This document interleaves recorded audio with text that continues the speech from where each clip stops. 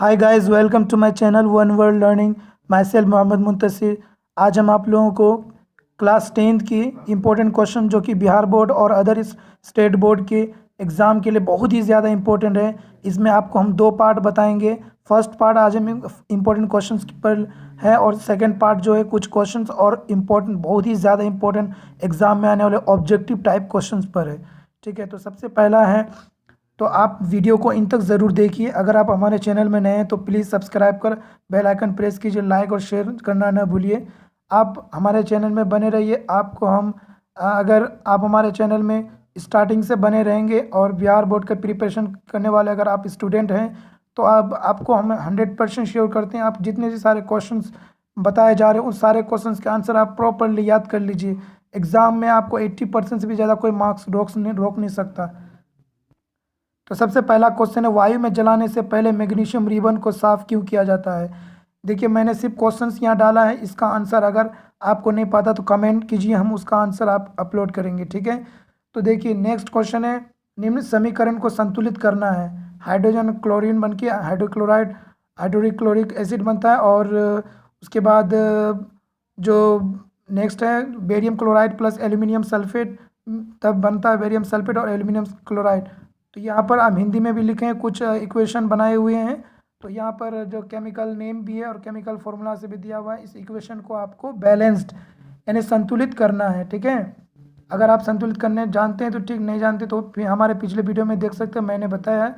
तो देखिए, sodium plus जल मिलके क्या बना, तो सोडियम हाइड्रोक्साइड प्लस हाइड्रोजन। ठीक है, इसको आपको संतुलित करना है। तो यहाँ पर जो मैंने टिक लगा के रखा है, डबल टिक, वो बहुत ही ज़्यादा इंपॉर्टेंट है। और जो मैंने टिक नहीं लगाया है, ये भी क्वेश्चन इंपॉर्टेंट है एग्ज़ाम के लिए। बट मैं इसके लिए ऐसा नहीं कहा कि ये क्वेश्चंस आएंगे, आ भी सकते हैं, लेकिन मैंने जो टिक लगाया वो 100% आएंगे। नेक्स्ट क्वेश्चन है, देखिए, किसी पदार्थ एक्स के विलयन का उपयोग सफेदी करने के लिए होता है।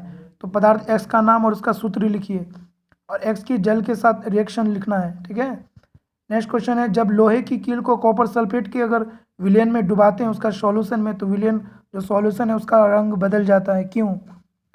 संतुलित रासायनिक समीकरण क्या है, रासायनिक समीकरण को संतुलित करना क्यों आवश्यक है। उसके बाद है, ऊष्माक्षेपी और ऊष्माशोषी अभिक्रिया का क्या अर्थ है या क्या समझते हैं, या क्या है। ठीक है, या क्या अभिप्राय है। किसी टाइप के क्वेश्चन से आए आपको उसका आंसर सेम वही देना जो आपका डेफिनेशन है। ऊष्माक्षेपी यानी इंडोथर्मिक और एक्सोथर्मिक रिएक्शन, इसको इंग्लिश में कहते हैं श्वसन, रेस्पिरेशन को ऊष्माक्षेपी अभिक्रिया क्यों कहते हैं। उसके बाद वियोजन अभिक्रिया को संयोजन अभिक्रिया के विपरीत क्यों कहा जाता है। विस्थापन एवं द्विविस्थापन अभिक्रिया में क्या अंतर है, समीकरण के साथ लिखना है। तेल एवं वसायुक्त खाद्य पदार्थों को नाइट्रोजन से प्रभावित क्यों किया जाता है। संचारण और विकृत गंधीता का उदाहरण के साथ वर्णन करें। एक भूरे रंग का चमकदार तत्व एक्स को वाई की उपस्थिति में गर्म करने पर वह काले रंग का हो जाता है। इस तत्व एक्स और काले रंग के यौगिक का नाम बताइए।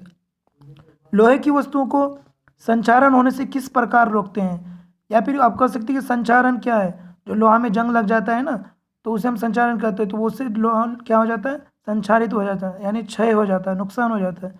तो हम उसको, लोहे की वस्तु को हम जंग से बचाने के लिए क्या क्या करते हैं, पेंट करते हैं, ग्रीस लगाते हैं। ठीक है, या फिर जो है जिंक का परत चढ़ाते हैं, इसको जस्तीकरण कहते हैं।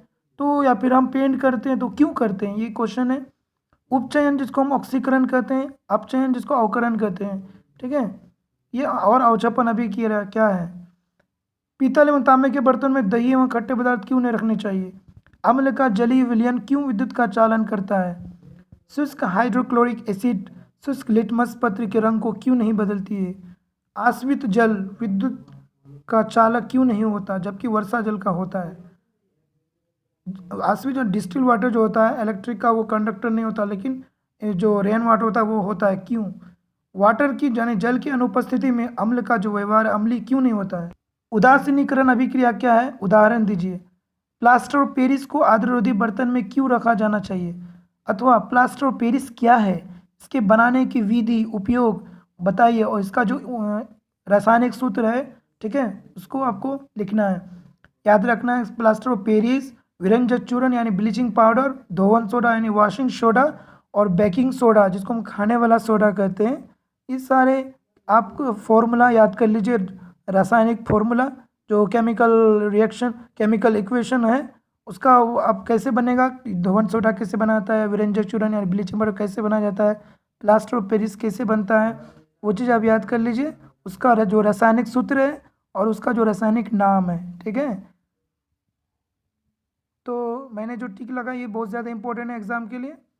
उसके बाद अम्ल एवं भस्म में 3 अंतर बताइए।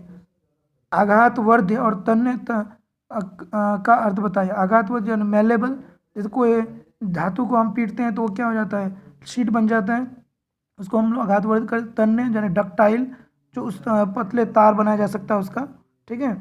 तो ये सब डेफिनेशन आप अच्छे से याद कर लीजिए। वीडियो को पॉज करके इंपॉर्टेंट क्वेश्चन नोट कर लीजिए, उसको याद किया कीजिए। सोडियम को केरोसिन में डुबोकर क्यों रखा जाता है?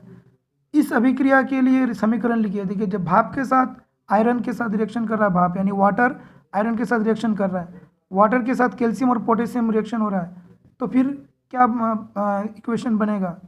सोडियम, ऑक्सीजन और मैग्नीशियम के लिए इलेक्ट्रॉन बिंदु संरचना। आयनिक यौगिक का गलनांक उच्च क्यों होता है? खनिज, अयस्क और गैंग का परिभाषा देना है। मिश्र धातु या फिर मिश्र धातु क्या होती है? स्टेनलेस स्टील, कांसा और ब्रॉन्ज के समान मिश्रण को बताइए ना, कौन कौन वह धातु से मिलकर के मिश्रण बना है, ठीक है। आपको इसका ध्यान रखना, ऑब्जेक्टिव में आता है ये। उभयधर्मी या फिर द्विधर्मी ऑक्साइड क्या होते हैं? 2 उभयधर्मी ऑक्साइड का उदाहरण दे। कारण बताइए कि प्लेटिनम, सोना एवं चांदी का उपयोग आभूषण या गहने बनाने के लिए किया जाता है, या फिर सोडियम, पोटेशियम और लिथियम को तेल के अंदर संग्रहित किया जाता है, कारण क्या है? एल्यूमिनियम अत्यंत अभिक्रियाशील धातु है, बहुत ज़्यादा, फिर भी इसका उपयोग खाना बनाने वाले बर्तन में के लिए किया जाता है, क्यों? कारण आपको बताना है, ठीक है।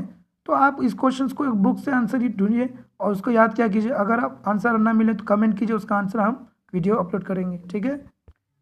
नेक्स्ट क्वेश्चन है, रासायनिक गुणधर्मों के आधार पर धातुओं और अधातुओं के अंतर स्पष्ट करें, ठीक है। बहुत ज़्यादा इंपॉर्टेंट क्वेश्चन। रासायनिक गुणधर्म के आधार पर धातु और अधातु में अंतर। भौतिक गुणधर्म के आधार पर धातु और अधातु में 2 अंतर लिखें। एक्वा रेजिया क्या है, इसका इसमें किसका मिश्रण होता है? इसमें जो मिश्रण होता है HNO3 ना, तो इसमें कितना हाइड्रोजन और नाइट्रोजन, ऑक्सीजन कितना कौन % होता है, यानी जो नाइट्रिक एसिड होता है, तो इसमें आप HNO3 और HCl और HNO3 ये दोनों मिलकर एक्वा रेजिया बनता है। अब उसमें याद रखिए रेशियो HNO3 और HCl, यानी यहाँ पर जो है 1:3 का है, और अगर HCl पहले होगा और HNO3 बाद में होगा तो हो जाएगा आपका 3:1 इसका रेशियो, ठीक है। गर्म जल का टेंट बनाने में तांबे का उपयोग होता है परंतु इस्पात का नहीं, कारण बताइए। तो ये था मेरा फर्स्ट पार्ट का। सेकेंड पार्ट आपको हम ऑब्जेक्टिव और कुछ इंपॉर्टेंट क्वेश्चन देंगे।